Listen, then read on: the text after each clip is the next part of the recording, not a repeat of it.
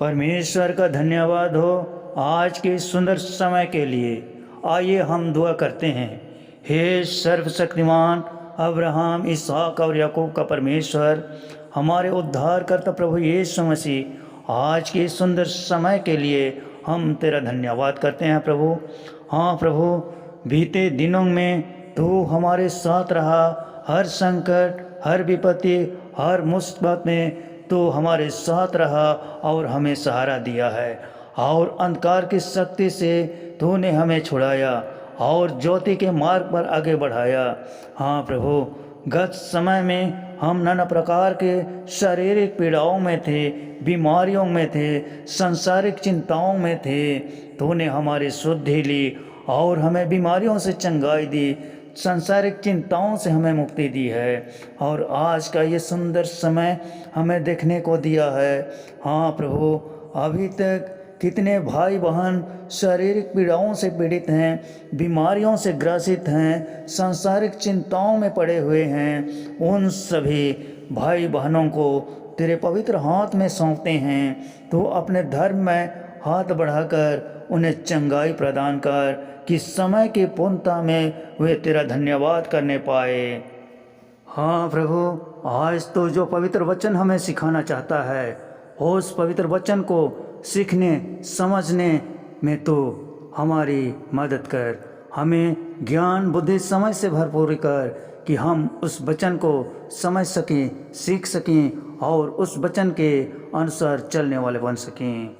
हाँ प्रभु, सचमुच तूने हमारे प्रार्थनाओं को सुना और उसका उत्तर भी दे दिया है। हम तेरा धन्यवाद करते हैं प्रभु।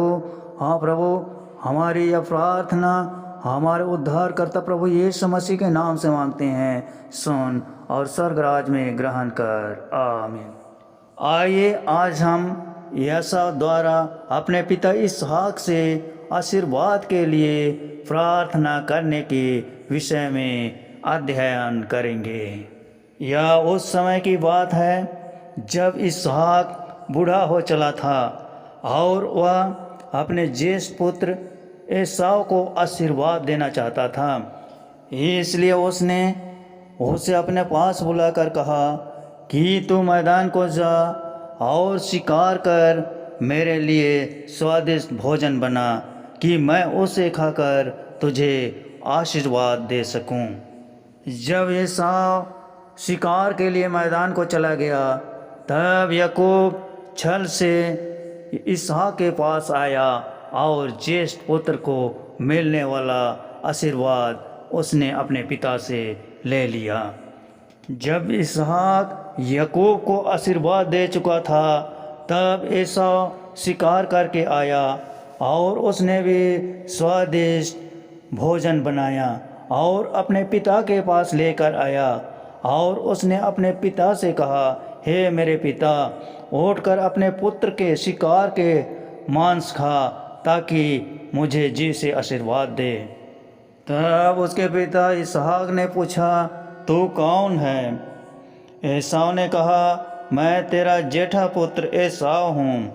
तब इसहाक अत्यंत थर थर कांपते हुए कहा, फिर वह कौन था जो शिकार करके मेरे पास आया था, और मैंने तेरे आने से पहले सब में से कुछ खा लिया और उसको आशीर्वाद दिया। अब उसको आशीष लगी रहेगी।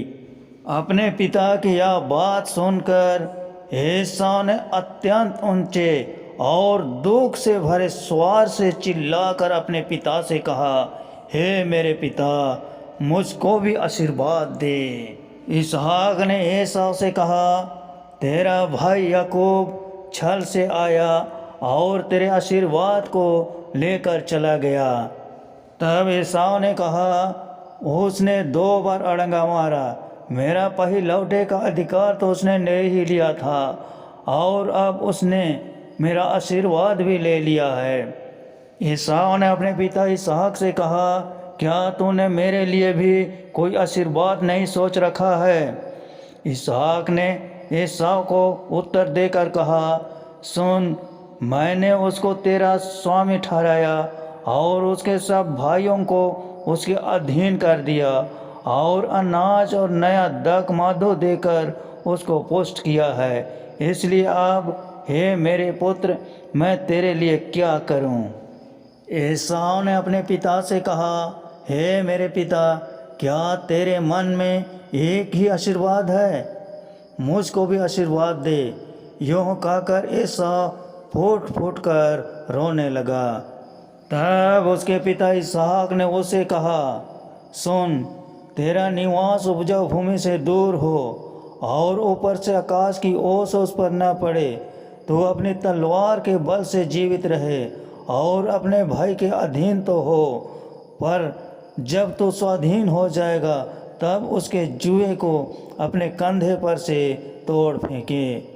ज्येष्ठ पुत्र एसाव को मिलने वाला आशीर्वाद याकूब ने छल से अपने पिता से ले लिया। इसलिए एसाव अब याकूब से बैर रखने लगा और उसने सोचा कि मेरे पिता के अंतकाल के बाद मैं अपने भाई याकूब को घात करूँगा।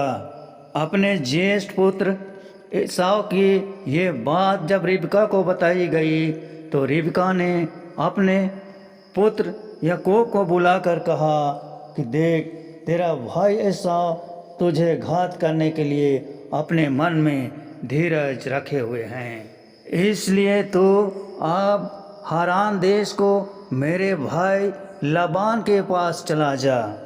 जब तक तेरे भाई एसाव का क्रोध न उतरे तब तक वहीं रहना। याकूब अपने माता रिबका की आज्ञा मानकर अपने मामा लबान के यहाँ हारान देश को चला गया। इस प्रकार वह अपने ज्येष्ठ भाई एसाव के क्रोध से बच गया। इस कहानी के माध्यम से हमारे उद्धारकर्ता प्रभु यीशु मसीह हम सबों को बहुतायत से आशीष प्रदान करे। आमीन।